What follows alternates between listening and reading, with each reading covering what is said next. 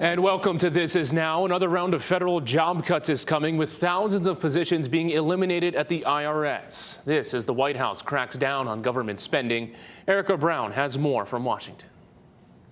President Trump and advisor Elon Musk are targeting the IRS for their Department of Government Efficiency's next round of layoffs. More than 6,000 IRS employees are expected to receive termination notices by the end of the week. We're studying every agency and deciding who to let go and why. And we're doing so very rationally with a lot of support from analysis. Musk, who is set to speak at the Conservative Political Action Committee conference Thursday, claims the cuts are saving taxpayers billions. Already saving $50 billion in a single year, which over a 10-year period would be $500 billion. But some lawmakers say the cuts are coming too fast and too deep. I'm all over being supportive of finding efficiencies, eliminating the waste, fraud, and abuse there. But there is a way that we go about it, and we do it within the confines of the law. The campaign to slash the size of government is headed across the Potomac to the Pentagon, where CBS News has learned the administration told senior leaders to prepare for an 8% budget cut. We're cutting spending with the advice of our IT consultant, Elon Musk. The Pentagon is expected to shift those funds to other Defense Department programs that are priorities for the president, such as border security. Erica Brown, CBS News, the White House.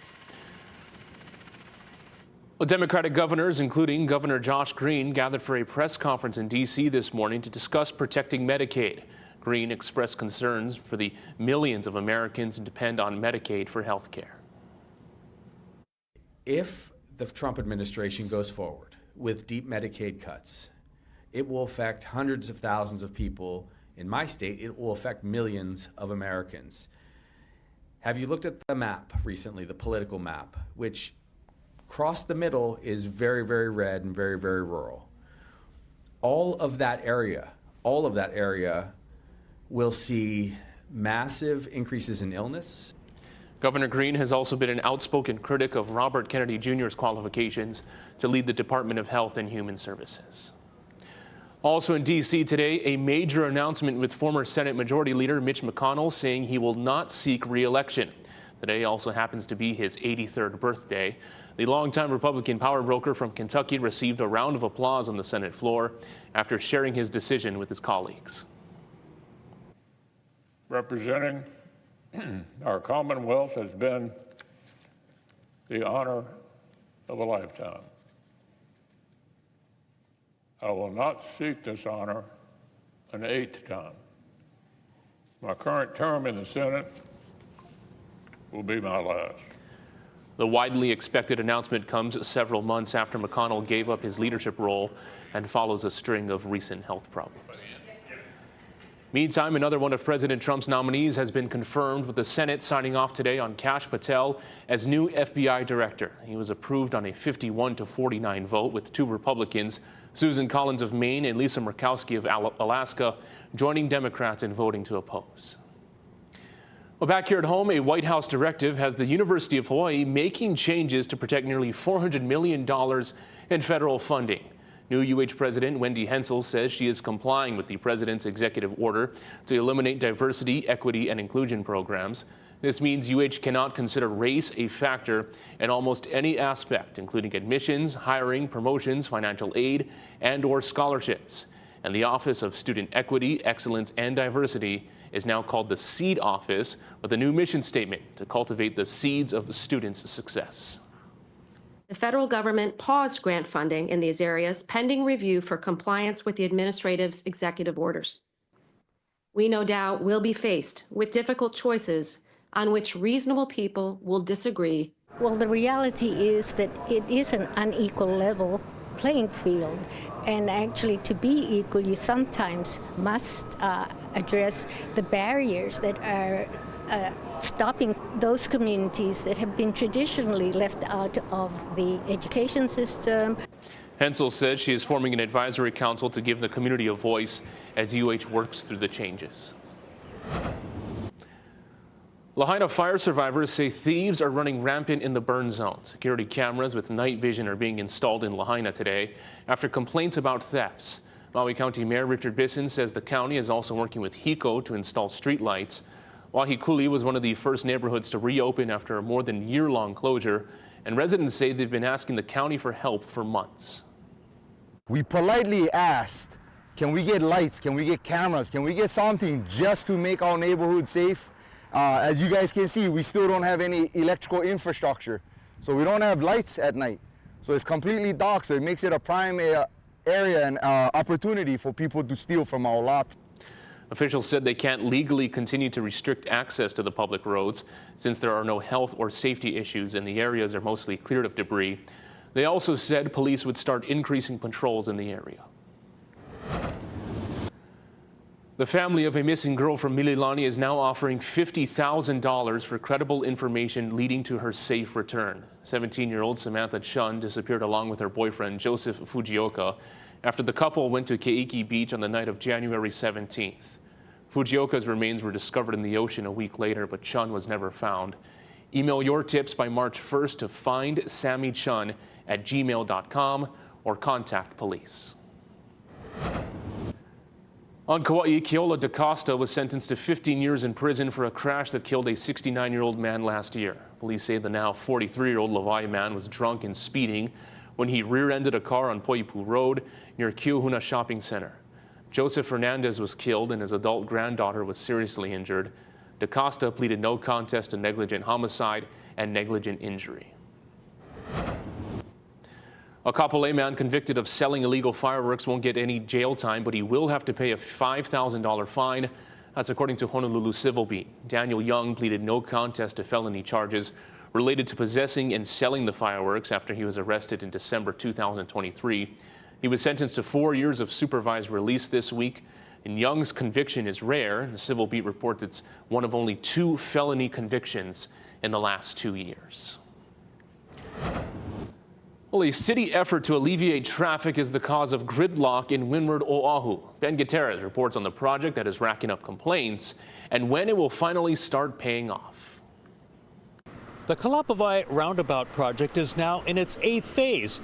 And to hear people who drive through it to get to Lanikai or Kailua Beach Park, it's the most disruptive and frustrating one yet. As the project enters its 3rd year, drivers have to navigate an array of road closures, detours, and signs, all leading to this. The backup traffic, the gridlock, that's a bummer. But, you know, we're all getting used to it. So you just got to get used to it and get out.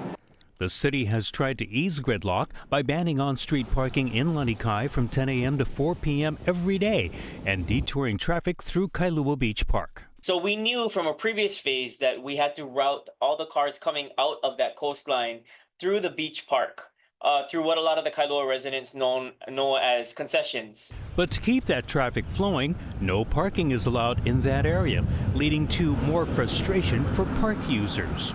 We have paddlers, we have kiters, we have stand-up paddlers, we've got recreational beach users.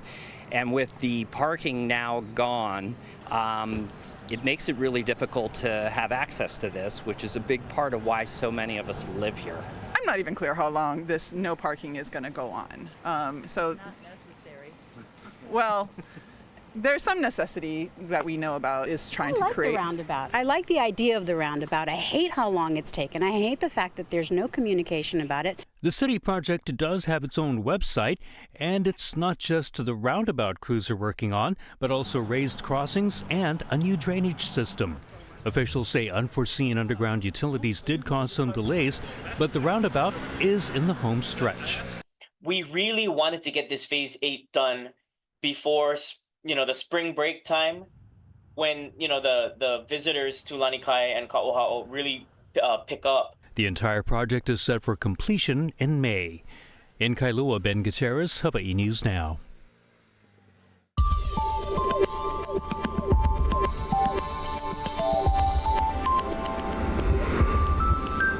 Aloha on this Thursday. The weather's going to be absolutely fantastic today with lots of sunshine, very little rain. Now, we do have a few showers this morning for a handful of spots around Maui and Hawaii Island, windward sides especially, but really not a lot of rain expected. And it's going to be sunny through most of the afternoon, high temperatures running to about 84.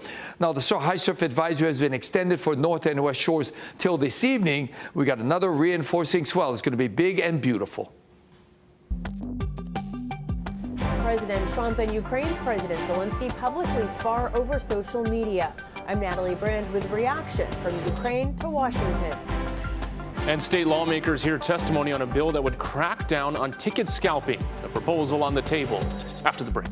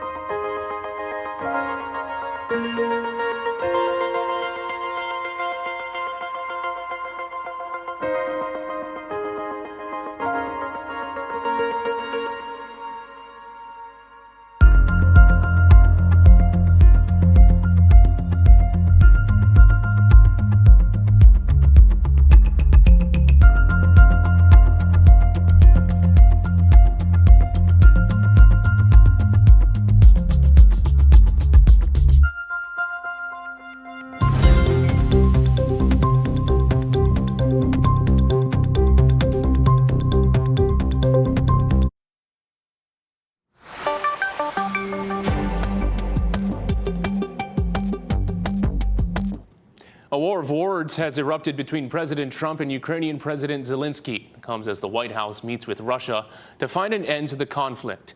Natalie Brand has more from the White House. Ukrainian President Volodymyr Zelensky posted video of his meeting with President Trump's special envoy to Ukraine. Retired General Keith Kellogg visited Kyiv in the midst of the White House's escalating feud with Zelensky. I'd like to find out all the money that we've been sending to Ukraine. Where is it? President Trump claimed Ukraine talked the U.S. into sending $350 billion for the war with Russia, but government data shows U.S. funding at about $183 billion, the vast majority appropriated by Congress.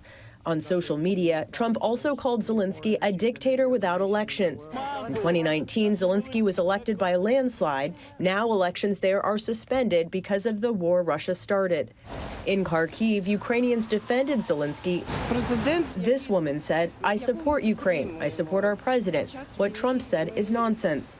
Following talks this week between Secretary of State Marco Rubio and his Russian counterpart, the Trump administration is trying to push back on concerns from European allies that Ukraine has been left out of the negotiations. I had the honor of sitting in the Oval Office as President Trump spoke with President Putin and then immediately spoke with President Zelensky. The Trump administration is also pushing Ukraine to sign off on a proposal to give the U.S. access to the country's rare earth minerals. President Trump is obviously very frustrated right now with President Zelensky, the fact that that he hasn't come to the table. President Zelensky posted after meeting with Kellogg, "It was a good discussion. Ukraine is ready for a strong, effective investment and a security agreement with President Trump." Natalie Brand, CBS News, the White House.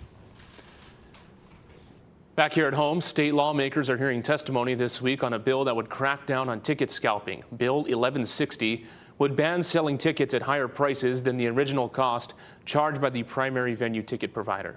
Public testimony was submitted online, and a Senate committee will discuss the bill tomorrow morning. And a reminder, if you own property, tax bills for all counties are due today. You should have gotten your bill in the mail, but if you haven't, you can find out how much you owe by contacting your county's tax division. On Oahu, the minimum tax for the 2024-25 tax year is $300. But just ahead, it's already that time of year again. The era of Thin Mints has arrived, where you can find a box of Girl Scout cookies. Plus, Guy's full forecast in 2 minutes.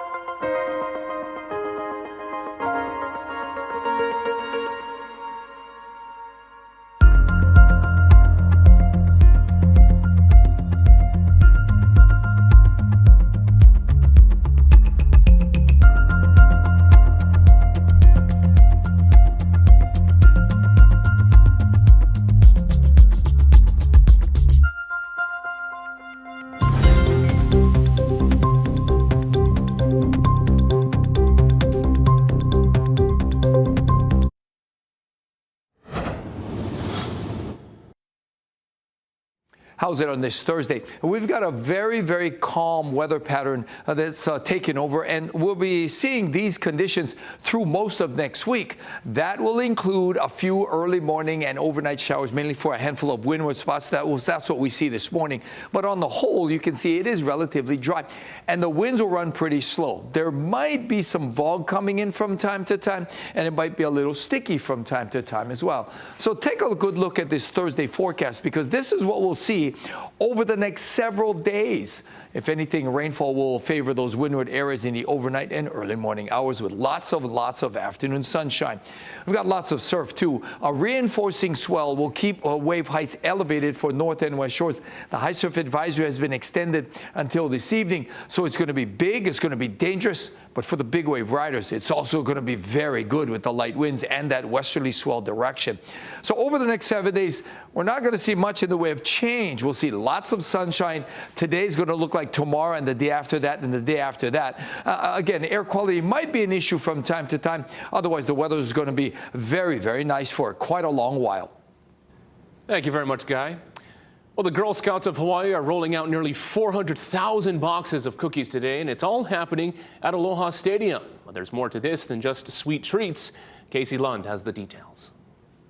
It's an exciting day, but it's important to note this is not for the average consumer of Girl Scout cookies, which I think is pretty much all of us, right? This is about the troops. Check this out, 300,000 boxes of Girl Scout cookies delivered right here to Aloha Stadium. They get dispersed to troops throughout the state. I want to take you inside though to kind of give you an idea of just how much product is. We want to say mahalo to all of the volunteers, the Kokua crew for the Girl Scouts of Hawaii that do so much work to unpack these, to sort them, to make sure that they're going where they're supposed to go. Now, Maui already got theirs delivered ahead of time. So folks on Maui, you'll start seeing these sales popping up already. Oahu, as soon as this process is over, you'll start to see cookie sales and door-to-door sales throughout the community soon. Now, we caught up with some of the young ladies who are responsible for getting these to you. I asked them what their sales pitch techniques are all about. I usually like to say any cookies that are like final sale, they're the last season, and this year it's s'mores. Oh, did you know The Girl Scout s'mores are leaving? You only get it once a year. Better get them while it lasts. We also caught up with current Miss Hawaii, Haley, who was a Girl Scout her whole life. I was just hanging out with my friend over here, and she was telling me, she was bringing all of this nostalgia back to me. She's telling me about being at a camp counselor, which is, it's a different name now, but 10 years ago when I was a Girl Scout, it was called camp counselor, and just different ways how she has been able to immerse herself in the now and what Hawaii needs. And that's exactly the skills that Girl Scouting implemented into me, and something that I've continued to carry on as Miss Hawaii, as Haley, as I continue on to be a doctor, etc., etc. Girl Scouting really was the pillar that taught me how to be the most authentic and the most skilled version of Haley. Sentiments echoed by a former Miss Hawaii and current CEO of Girl Scouts of Hawaii, Dr. Kanoe Naone. I've been here at Girl Scouts for 1 year now, and this really was my favorite day. But this is the opportunity for all the troop leaders to come with their vans and U-Hauls and load up all the cookies for their troops, and then it gets distributed out, and yeah, then people can buy them. And this weekend's the first booth. She's got a vision for the Girl Scouts of Hawaii. While they have hundreds of volunteers and more than 100 troops across the state, she really wants to expand the program and get it into every public school in Hawaii. We are actually looking to figure out how to get into all 270 elementary schools across the state in the next year or two, and so we need 270 volunteers. Okay. You may be asking yourself, all right, enough already. How do I get my hands on my favorite Girl Scout cookie? Well, that's easy. Head to HawaiiNewsNow.com. Look for the As Seen on Sunrise portion of our homepage. We have a link to find a cookie booth or a sale near you. They also need volunteers and troop leaders. You can find all that information on their webpage as well. From Aloha Stadium, I'm Casey Lund. We'll send things back to you for now. Thank you, Casey. Locally grown foods are being celebrated today as the Hawaii Farm Bureau holds its annual Ag Day at the Capitol. The event showcases Hawaii's diverse agricultural industry with educational displays and samples. Also an effort to show support for key bills introduced in the legislature that align with the Local Food Coalition's efforts to boost Hawaii's local food system. Still to come, smartphones have become ingrained into our everyday lives, but a school district is cracking down on screen time. We'll explain after the break.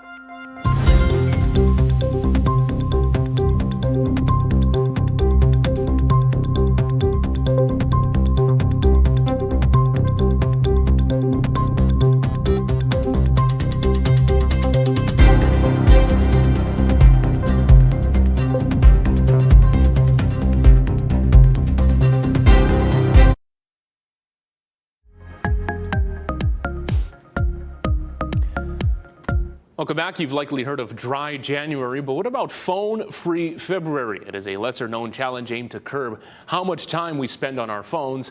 Kirsten Mitchell reports. At this Minnesota high school, lunchtime didn't always sound like this.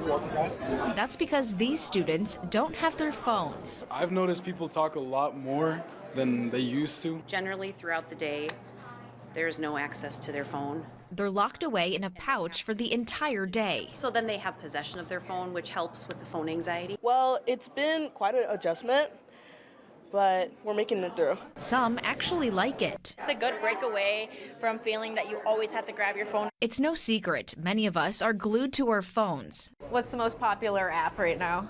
I would say TikTok. Yeah. For me, Instagram. Lots of kids report being on their phones almost constantly, and the same is true for many parents. Jody DeWorkin studies families and technology use. Emerging research shows a possible link between screen time and obesity, mental health issues, and sleep problems. Does it affect your sleep at all if you're on your phone late? Most definitely. Yeah. Screen time could even affect our brains. Research shows excessive screen time can have both short-term and long-term effects, from impairing cognitive abilities like focus and memory to affecting emotional well-being, particularly in young people. You know, there's no break from that sort of those social pressures and those social relationships that can be really challenging for young people. Some ways to limit screen time include keeping phones out of the bedroom, implementing screen-free breaks, and practicing mindfulness when with others. I put my phone down by 10:30, and anything else I do after that is non-phone related. Any opportunity to stop and reflect on how it's going and what you can do differently seems like a great opportunity. You can also try to make your phone less appealing, like going into your settings and changing the colors to a grayscale. Kirsten Mitchell, CBS News. Well, it's a dream people have had since the Jetsons and even before flying cars. And one company has a demo of one that might put us one step closer to a dream come true. Elif Aeronautics gave a news crew a sneak peek of the prototype. The company says it's not ready for the roads just yet, but so far, the prototype has more than 3,200 early adopters at a $300,000 price point. And finally, a chance to drink some beers for a good cause. Aloha Beer Company in Kaka'ako is hosting the 7th annual Brews for the Zoo next Thursday. Proceeds will support the Honolulu Zoo's Black Rhinos. There will be exclusive brews, including the Rhinos Ride Rice Lager and limited edition collaboration merchandise. This is set for next Thursday, February 27th from 5 to 8 p.m. Sounds good. Always for a great cause, right? Give you a look outside right now from our tower cam. As Guy said, this is truly a day for the best weather on the planet. Skies are looking good, lots of sunshine, and some surf could be on the way. Thank you very much for tuning in on this edition of This Is Now. Check back with us at first at 4 right here on Hawaii News Now, and also stay up to date at hawaiinewsnow.com. Aloha.